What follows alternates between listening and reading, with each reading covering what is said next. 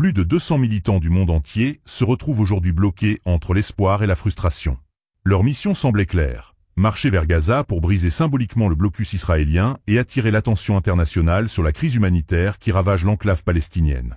Mais la réalité du terrain vient de leur rappeler brutalement que la géopolitique ne se plie pas toujours aux élans de solidarité. L'Égypte, ce pays charnière entre l'Afrique et le Moyen-Orient, vient de faire un choix qui bouleverse les plans de milliers de manifestants venus des 4 coins de la planète. Cette histoire commence il y a plusieurs mois, quand des organisateurs de 80 pays différents lancent un appel ambitieux. La Global March to Gaza, une marche mondiale vers Gaza. L'objectif affiché est de créer une pression morale et médiatique internationale pour forcer l'ouverture du point de passage de Rafah et lever le blocus qui empêche l'acheminement de l'aide humanitaire. Pendant des semaines, les organisateurs coordonnent méticuleusement leur action avec les ambassades égyptiennes dans plus de 15 pays. Ils respectent scrupuleusement les procédures, cherchent les autorisations nécessaires et s'assurent de la transparence de leur démarche. 4000 participants d'une 50aine de pays convergent vers l'Égypte, convaincus que leur mobilisation pacifique pourra faire la différence. Mais jeudi 12 juin, le rêve se transforme en cauchemar bureaucratique. À l'aéroport du Caire, les autorités égyptiennes interpellent et expulsent plus de 70 militants, majoritairement porteurs de passeports européens. L'avocate algérienne Fatia Rouibi témoigne sur Facebook de la détention de ses compatriotes, dont 3 avocats, avant leur expulsion vers Alger. Sur le tarmac de l'aéroport du Caire, une scène saisissante se déroule. Des militants algériens expulsés entonnent « Honte à vous, vous avez vendu Gaza pour des dollars ». Cette vidéo, diffusée sur Instagram, cristallise la frustration d'un mouvement qui se sent trahi par un pays arabe qu'ils pensaient acquis à leur cause. Pendant ce temps, à l'est du Caire, une 40aine de participants de la Global March se retrouvent bloqués à environ 45 km de la capitale. Leurs passeports sont confisqués, ils sont retenus en pleine chaleur avec interdiction de bouger, selon les organisateurs.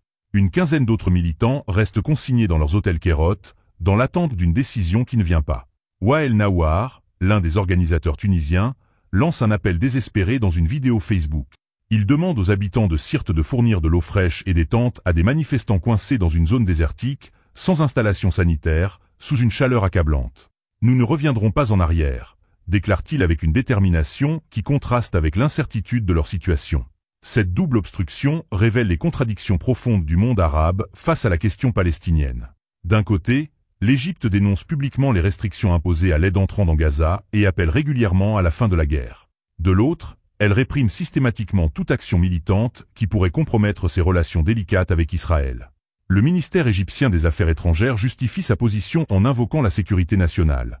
L'Égypte a le droit de prendre toutes les mesures nécessaires pour préserver sa sécurité nationale, y compris la réglementation de l'entrée et de la circulation des personnes sur son territoire, en particulier dans les zones frontalières sensibles.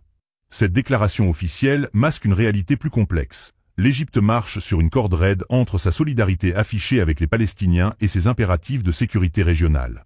La pression israélienne ne fait qu'ajouter à cette complexité. Israel Katz, le ministre israélien de la Défense, qualifie les manifestants de « djihadistes » et exige de l'Égypte qu'elle les empêche d'atteindre la frontière avec Gaza. Il va jusqu'à affirmer qu'ils mettent en danger le régime égyptien et constituent une menace pour tous les régimes arabes modérés de la région.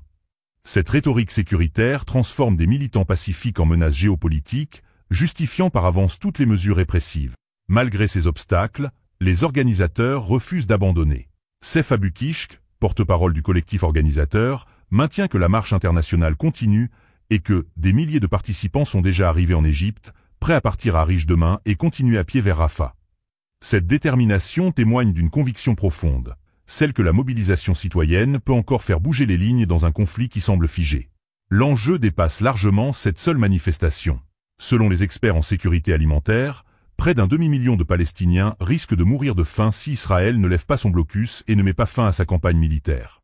1 million d'autres ont à peine de quoi se nourrir. Selon la classification intégrée de la phase de sécurité alimentaire, une autorité internationale de premier plan. Face à cette urgence humanitaire, les militants bloqués aux portes de Gaza incarnent une solidarité internationale qui refuse de se résigner. N'hésitez pas à partager vos avis en commentaire et à vous abonner pour ne rien manquer de nos prochaines vidéos. C'était l'actualité du jour. Merci de nous avoir écoutés.